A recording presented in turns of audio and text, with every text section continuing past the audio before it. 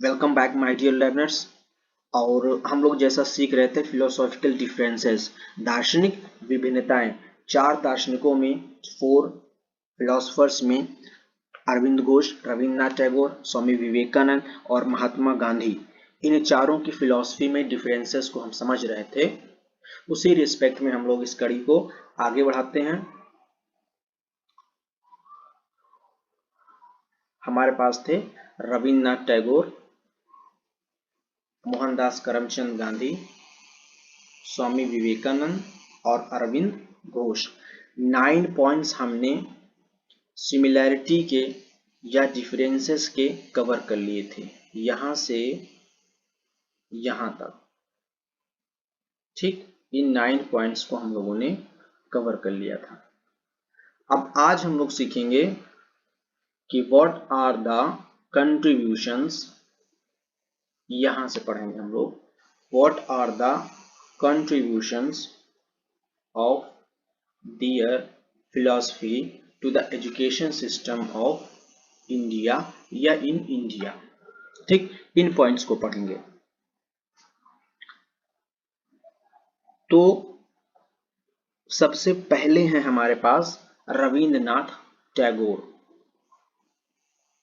ठीक, रविन्द्रनाथ टैगोर सबसे पहले हैं हमारे पास।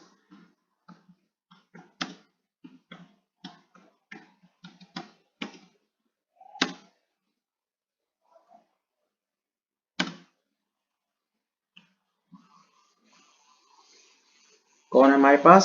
सबसे पहले हैं स्वामी विवेकानंद, जिनको मैंने वहां करेक्ट किया अभी। सबसे पहले जो हेडिंग्स थी हमारे पास वो थे रविन्द्रनाथ टैगोर, देन आफ्टर हैं मोहनदास करमचंद गांधी, उसके बाद है स्वामी विवेकानंद और उसके बाद है हमारे पास अरविंद घोष। कौन है? अरविंदो घोष।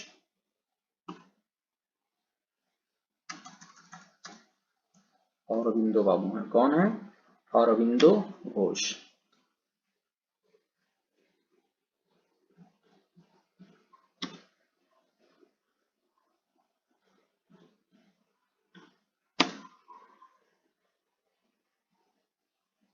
ठीक, इन चारों का हमें डिफरेंस पढ़ना है।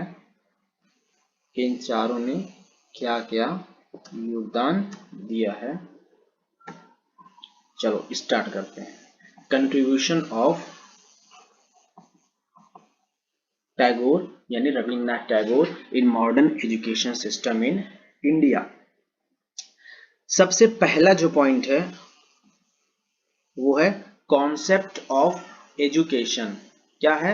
Concept of education. यानी श्री टैगोर जो थे, रविन्द्रनाथ टैगोर, उनकी फिलॉसफी में एजुकेशन क्या है, व्हाट इज एजुकेशन। तो वो कहते हैं कि मेरी नजर में एजुकेशन वो है जिससे कोई व्यक्ति मानवता की सेवा के लिए बनता है या मानवता की सेवा करने के लिए तत्पर होता है, या जिसके अंदर ये क्वालिटी आती है कि वो ह्यूमैनिटी को सर्व करने की फीलिंग रखता है। ठीक, तो कॉन्सेप्ट ऑफ एजुकेशन क्या है according to Tagore? Concept of education है according to Tagore is to help humanity.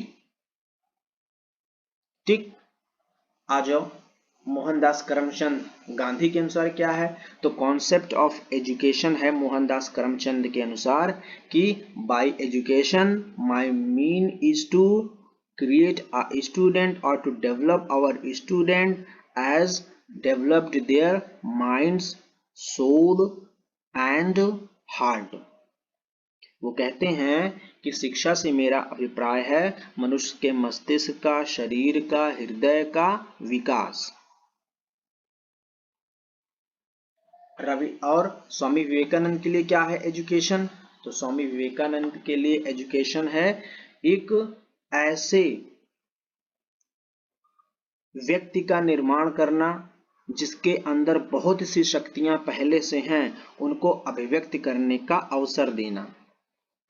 यानी स्वामी विवेकानंद ये मानते हैं कि every individual has so many powers and the work of education is to get them out, यानी बहुत सी, मनुष्य के अंदर बहुत सी ज्ञान की बातें और बहुत सी शक्तियां हैं, उनको जागृत करना, उनको जगाना और उन्हें बाहर लाना ही शिक्षा है। आगे बढ़ो, अरविंद घोष क्या कहते हैं, व्हाट इज एजुकेशन? तो अरविंद घोष कहते हैं एजुकेशन मीन्स सतचित आनंद की प्राप्ति। क्या कहते हैं? सतचित आनंद की प्राप्ति कराना ही एजुकेशन है, अकॉर्डिंग टू अरविंद घोष बाबू। ठीक, सतचित और आनंद की प्राप्ति कराना ही एजुकेशन है। आ जाओ सेकेंड पॉइंट, रविन्द्रनाथ टैगोर क्या कह रहे हैं, ऑब्जेक्टिव्स ऑफ एजुकेशन। ऑब्जेक्टिव्स कौन कौन से वो फॉर्म करते हैं? तो सबसे पहला objectives according to Rabindranath Tagore है physical development of the students. In that वो कहते हैं मेंटल डेवलपमेंट होना चाहिए, सोशल डेवलपमेंट होना चाहिए, कल्चरल डेवलपमेंट स्टूडेंट में होना चाहिए बाय एजुकेशन, मोरल डेवलपमेंट होना चाहिए स्टूडेंट में by the education, character development होना चाहिए स्टूडेंट्स में by the education, and vocational development होना चाहिए by the education, physical development यानी स्वस्थ शरीर होना चाहिए।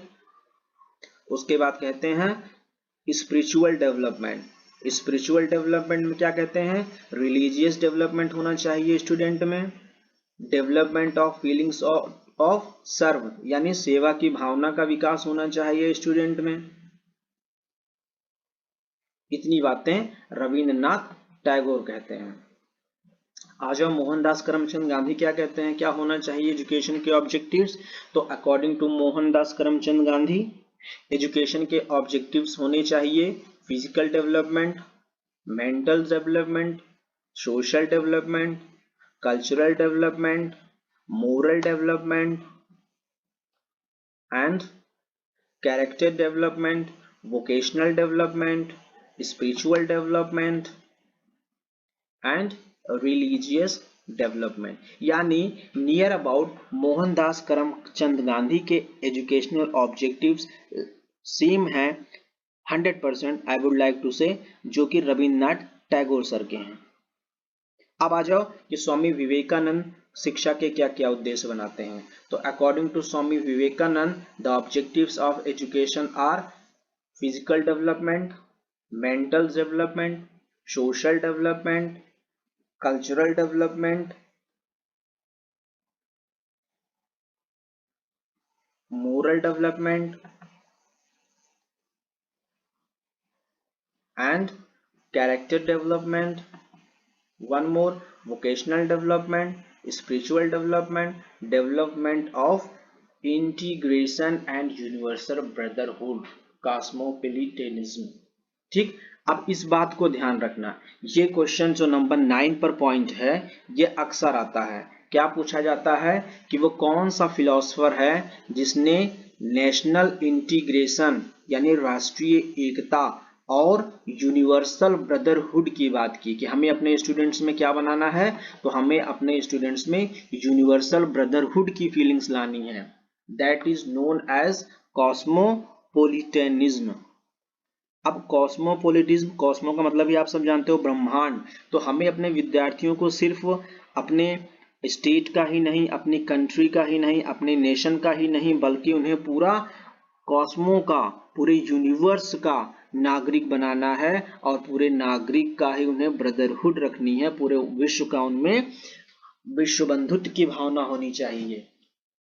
इसीलिए ये क्वेश्चन आता है कि वो कौन सा दार्शनिक है जिसने ये कहा है कि हमें अपने स्टूडेंट्स में यूनिवर्सल ब्रदरहुड की फीलिंग्स का विकास करना चाहिए, यूनिवर्सल ब्रदरहुड का डेवलपमेंट करना चाहिए।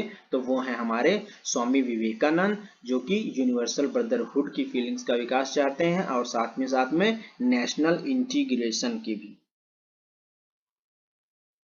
ठीक, अब आओ चलते हैं अरविंद घोष बाबू क्या कहते हैं, what are the educational objectives ये देखो अरविंद घोष बाबू कहते हैं कि एजुकेशन के ऑब्जेक्टिव्स होने चाहिए, नंबर 1 फिजिकल डेवलपमेंट, ठीक, और फिजिकल डेवलपमेंट होता है इनके अनुसार first stage of human development, that is matter. क्यों? आप मुझे अगर बाहर से देखो या मैं आपको अगर बाहर से देखूं तो आप एक मैटर ही तो देखते हैं।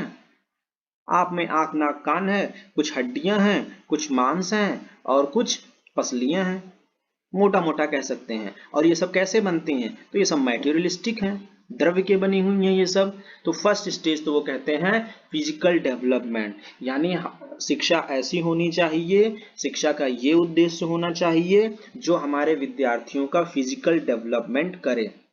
सेकेंड वो कहते हैं एजुकेशन का उद्देश्य होना चाहिए प्राणिक डेवलपमेंट, यानी second stage of human development, उसमें प्राण को बढ़ाने वाला होना चाहिए, उसको प्राण को और अधिक समय तक स्थिर रखने वाला होना चाहिए, ठीक। ये सब यौगिक टर्म्स हैं, क्योंकि ये योगा को सपोर्ट करते हैं ना, तो इनके सभी टर्म्स यौगिक हैं। प्राणायाम यानी प्राण, प्राण यानी कि जैसे आप अन्न के बिना तो 24 घंटे जिंदा रह सकते हो, आपको आज सुबह खाना दूं, कल सुबह ना दूं, परसों सुबह भी खाना ना दूं, फिर भी आप जिंदा रहोगे। लेकिन अगर मैं आपके प्राण रोक दूं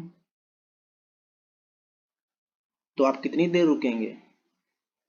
1 मिनट, 2 मिनट, 3 मिनट बाद आप डेफिनेटली निकल लोगे यहां से। तो वो जो प्राण को बढ़ाए, शिक्षा का उद्देश्य होना चाहिए अकॉर्डिंग टू अरविंद घोष। पहला होना चाहिए फिजिकल डेवलपमेंट, दूसरा प्राणिक डेवलपमेंट, और थर्ड वन है मेंटल डेवलपमेंट। शिक्षा ऐसी होनी चाहिए जो मेंटल डेवलपमेंट भी करे, that is third stage according to Aurobindo Ghosh, and that is मनस, मन का डेवलपमेंट करे, और माइंड, मन एज माइंड, ठीक, मेंटल डेवलपमेंट। फोर्थ वन क्या है? डेवलपमेंट ऑफ इनर सोल, जो हमारे सोल का डेवलपमेंट करे, और इसे अरविंद घोष करते हैं fourth step of the development, that is अति मनस। अति मनस क्या होता है? सोल, ठीक। तो सोल का डेवलपमेंट करने वाली शिक्षा होनी चाहिए। फिफ्थ वन क्या है? Spiritual development.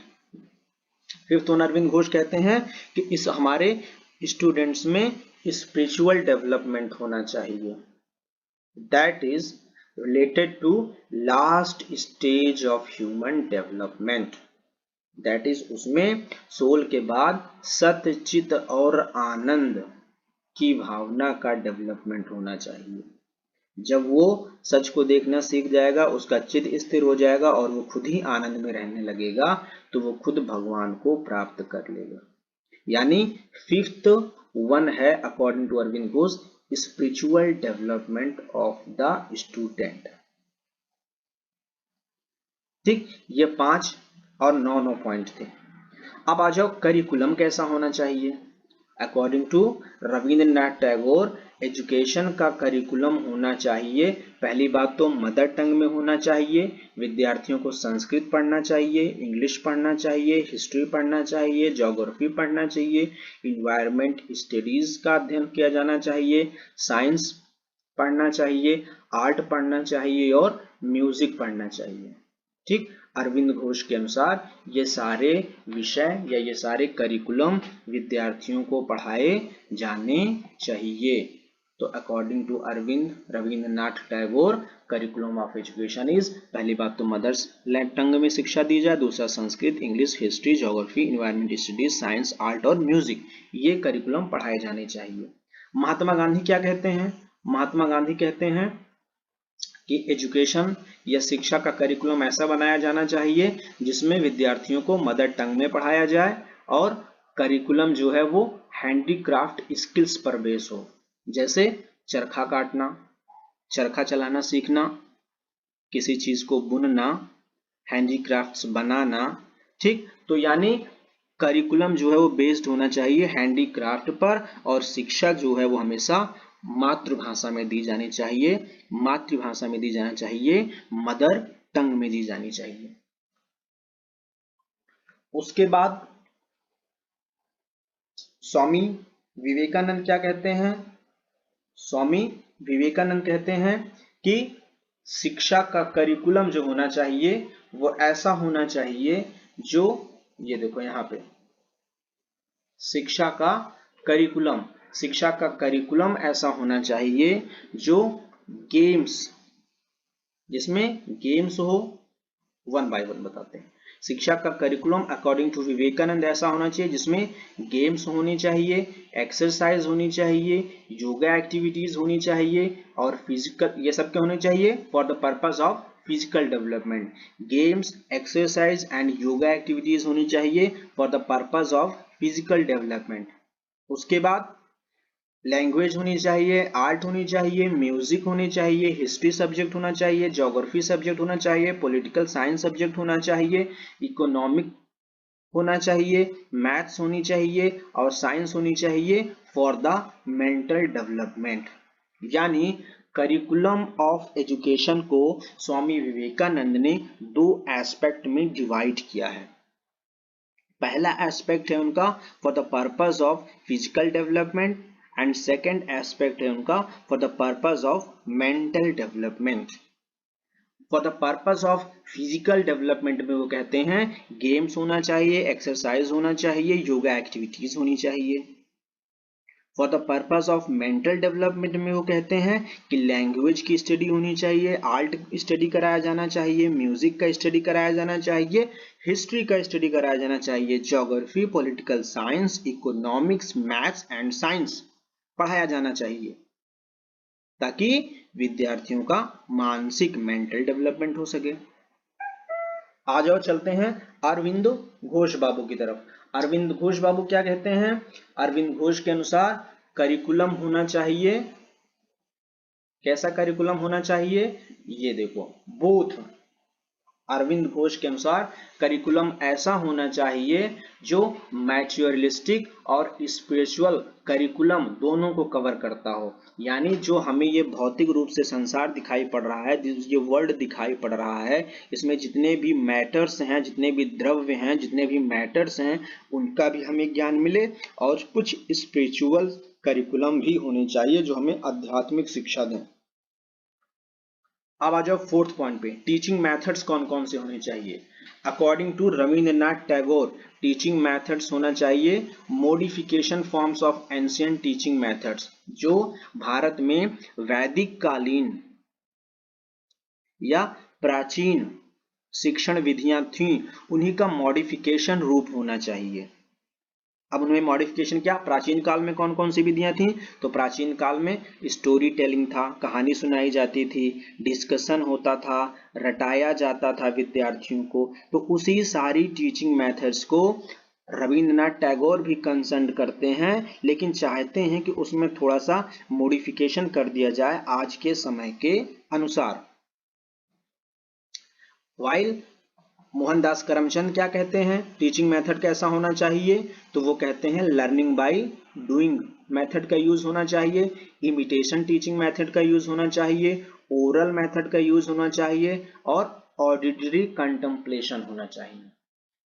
ठीक, यानी अकॉर्डिंग टू मोहनदास करमचंद गांधी विद्यार्थियों को करके सीखने का अवसर देना चाहिए, अनुकरण करके सिखाना चाहिए, मौखिक विधि द्वारा सिखाया जाना चाहिए और उनके साथ रहकर विद्यार्थियों को सिखाना चाहिए। नंबर फोर्थ वन क्या है? Teaching methods bye Swami Vivekananda. वो क्या कहते हैं? इमिटेशन अनुकरण विधि का प्रयोग होना चाहिए, एक्सप्लेनेशन व्याख्या विधि का प्रयोग किया जाना चाहिए, लॉजिक तर्क और डिस्कशन का प्रयोग करना चाहिए और गाइडेंस एंड काउंसलिंग टेक्निक का यूज करना चाहिए, डिमॉन्स्ट्रेशन यानी प्रदर्शन और एक्सपेरिमेंट प्रयोग टीचिंग मेथड्स का प्रयोग करना चाहिए, सेल्फ स्टडी का मेथड का यूज करना चाहिए और योगा मेथड दिया है विवेकानंद ने। ठीक, कितनी? सबसे पहले क्वेश्चन आता है कि योगा मेथड किसने दिया? तो yoga method of teaching was given by Swami Vivekananda, ये आप याद कर लो। उसके बाद पूछते हैं कि स्वामी विवेकानंद के अनुसार और कौन कौन से शिक्षण की विधियां होनी चाहिए? तो उनके अनुसार इमिटेशन अनुकरण शिक्षण विधि होनी चाहिए, एक्सप्लेनेशन शिक्षण विधि होनी चाहिए, लॉजिक या तर्क शिक्षण विधि होना चाहिए, डिस्कशन यानी वाद विवाद, गाइडेंस यानी कि परामर्श, निर्देशन और काउंसलिंग यानी परामर्श विधि होनी चाहिए, डिमॉन्स्ट्रेशन यानी प्रदर्शन विधि होनी चाहिए, एक्सपेरिमेंटेशन यानी प्रयोगात्मक होनी चाहिए और सेल्फ स्टडी या स्वाध्याय विधि का प्रयोग किया जाना चाहिए।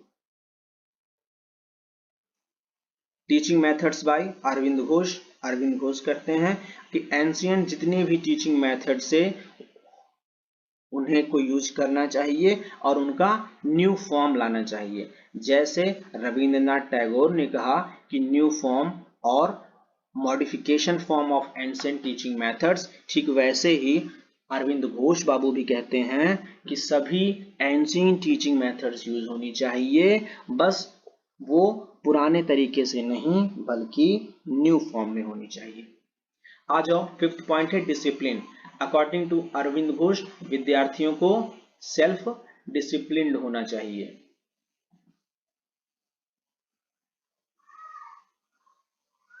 ठीक, अकॉर्डिंग टू मोहनदास करमचंद गांधी विद्यार्थियों पर इफेक्टिव डिसिप्लिन होना चाहिए।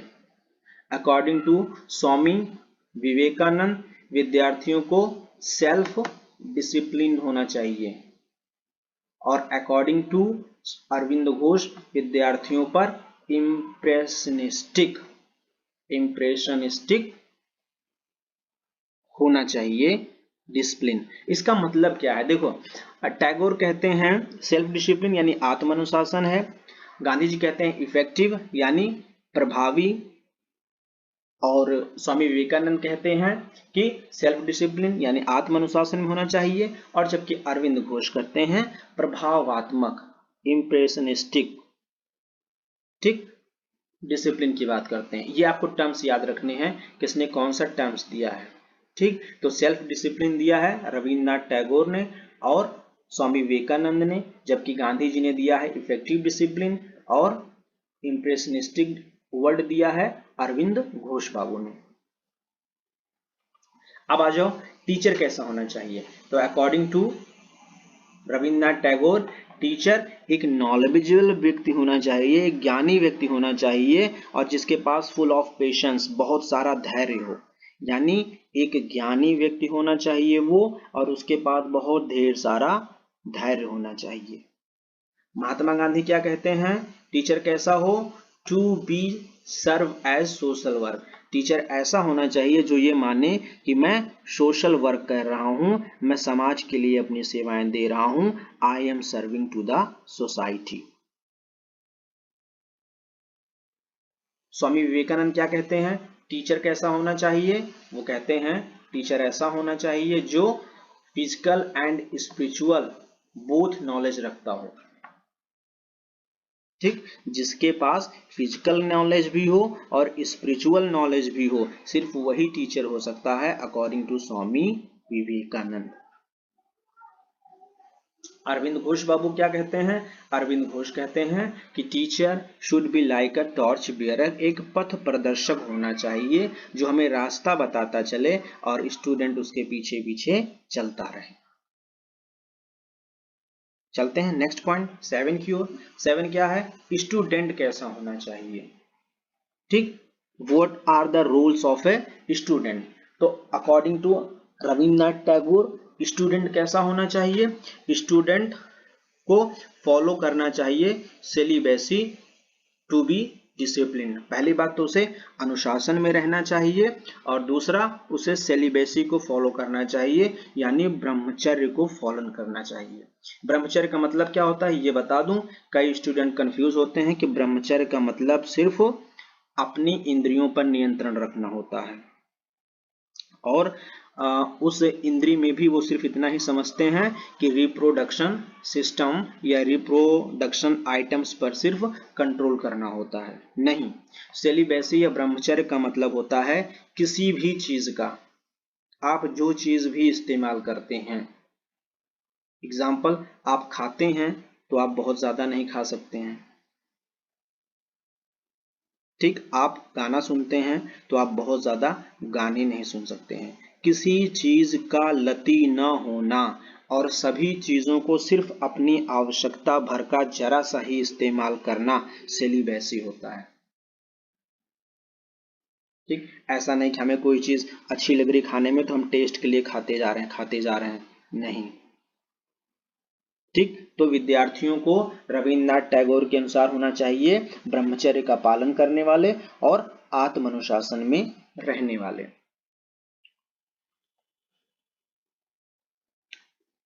नेक्स्ट आ जाओ, स्टूडेंट मोहनदास करमचंद के अनुसार स्टूडेंट को कैसा होना चाहिए? तो मोहनदास करमचंद के अनुसार स्टूडेंट को सेलिबेसी ब्रह्मचर्य का पालन करने वाला और डिसिप्लिन में रहने वाला होना चाहिए।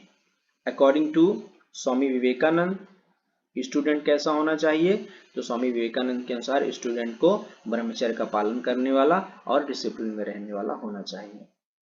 और अरविंद घोष के अनुसार स्टूडेंट को कैसा होना चाहिए? तो सेलिबेसी। अब आपने एक कॉमन थिंग देखी, जितने भी फिलोसफर हैं वो कहीं ना कहीं ये मान रहे हैं 100% कि स्टूडेंट का एक पहला रूल है कि वो फॉलो करे सेलिबेसी को, वो ब्रह्मचर्य को फॉलो करना ही करना चाहिए, क्योंकि विदाउट ब्रह्मचर्य आप ज्ञान नहीं प्राप्त कर सकते हो, आप नॉलेज नहीं प्राप्त कर सकते हो। क्योंकि अगर आप ब्रह्मचर्य नहीं फॉलो करोगे, आप सेलिबेसी नहीं फॉलो करोगे, तो आपकी नजर हमेशा चीजों के उपभोग पर रहेंगी, चीजों को कंज्यूम करने पर रहेंगी। तो जब आप चीजों को सिर्फ कंज्यूम करने पर ध्यान दे रहे हो, तो क्या आप उनका नॉलेजेबल पार्ट देख पाओगे? नहीं। इसलिए आपको चीजों को बहुत ज्यादा कंज्यूम नहीं करनी है, सिर्फ उतना जितना आपकी आवश्यकता हो, और अगर संभव हो तो आवश्यकता से भी कम यूज करना। जैसे आपको भूख है 4 रोटी की, लेकिन अगर आपने 3 रोटी खाई तो कहा जाएगा आपने भूख से कम खाया है, पर अगर आपने 2 रोटी खाई तो आपसे कहा जाएगा कि आपने अपनी भूख से काफी कम खाया है। तो काफी कम प्रयोग करना है चीजों का, that is known as celibacy.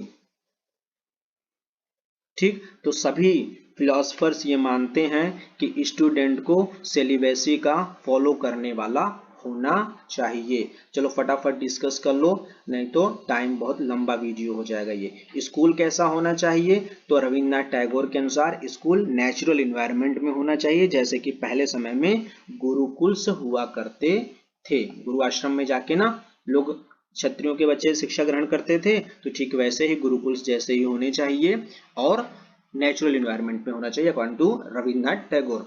Gandhi ji क्या कहते हैं? वर्कशॉप्स होनी चाहिए। क्या है? स्कूल्स कुछ नहीं बल्कि वर्कशॉप्स हैं। किस चीज की? जहां पर चिल्ड्रंस ह्यूमैनिटी को सर्व करते हैं डिवोटेडली। जहां एक ऐसी वर्कशॉप्स हैं जहां पर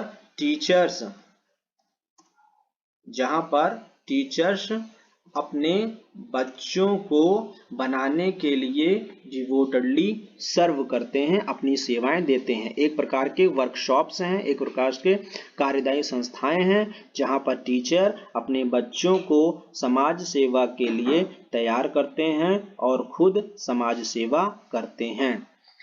और स्वामी विवेकानंद क्या कहते हैं? स्कूल कैसा होना चाहिए? तो स्कूल लाइक गुरुकुल्स, जैसे गुरुकुल्स में होते थे वैसे ही होने चाहिए। ठीक, अरविंद घोष बाबू क्या कहते हैं? स्कूल कैसा होना चाहिए? तो स्कूल ऐसा होना चाहिए जो फिजिकल और स्पिरिचुअल दोनों ही एस्पेक्ट को स्टूडेंट्स में डेवलपमेंट करने में सहायता करे। ये 8 पॉइंट हो गए। अब 2 पॉइंट और देख लो। रविन्द्रनाथ टैगोर क्या कहते हैं कि वुमेन एजुकेशन के वो सपोर्टर हैं और रिलीजियस एजुकेशन को भी वो सपोर्ट करते हैं। जबकि गांधी जी ने हमें 23 अक्टूबर 1937 को 23 अक्टूबर 1937 को वर्धा में, जो कि गुजरात में है, 7 to 14 ईयर्स स्टूडेंट्स के लिए फ्री एंड कंपल्सरी एजुकेशन का कॉन्सेप्ट रखा था, जिसे हम लोग बेसिक एजुकेशन प्लान या नेशनल एजुकेशन प्लान के नाम से जानते हैं। इसे भी आप याद कर लेना। ठीक, दूसरी तरफ स्वामी विवेकानंद ने नव वेदांत या नियो वेदांत का कॉन्सेप्ट दिया था, जिसमें उन्होंने कहा था कि ग्रेटेस्ट रिलीजन सबसे बड़ा धर्म है ह्यूमैनिटी की सेवा करना, टू सर्व ह्यूमैनिटी। और वो को एजुकेशन के सपोर्टर नहीं थे, वो नहीं चाहते थे कि बच्चे और बच्चियां एक साथ पढ़ें, छात्र और छात्राएं एक साथ पढ़ें। उनका मानना होता था कि छात्र और छात्राओं को अलग अलग स्कूल्स में पढ़ना चाहिए। और उन्होंने दिया है विवेकानंद ने योगा मेथड ऑफ टीचिंग। अब आ जाओ अरविंद घोष पर, 2 पॉइंट और समझ लो। अरविंद घोष ने 2 पॉइंट और दिए हैं। डेवलपमेंट वो चाहते हैं स्टूडेंट में, काहे का, नेशनल अंडरस्टैंडिंग का। और दूसरा डेवलपमेंट वो चाहते हैं इंटरनेशनल अंडरस्टैंडिंग का। यानी 2 प्रकार की अंडरस्टैंडिंग अरविंदो बाबू अपने स्टूडेंट्स में चाहते हैं। पहला तो नेशनल अंडरस्टैंडिंग विद्यार्थियों में आनी चाहिए और दूसरा इंटरनेशनल अंडरस्टैंडिंग भी विद्यार्थियों में आनी चाहिए। तो ये थे comparison between Aurobindo, Swami Vivekananda and Rabindranath Tagore.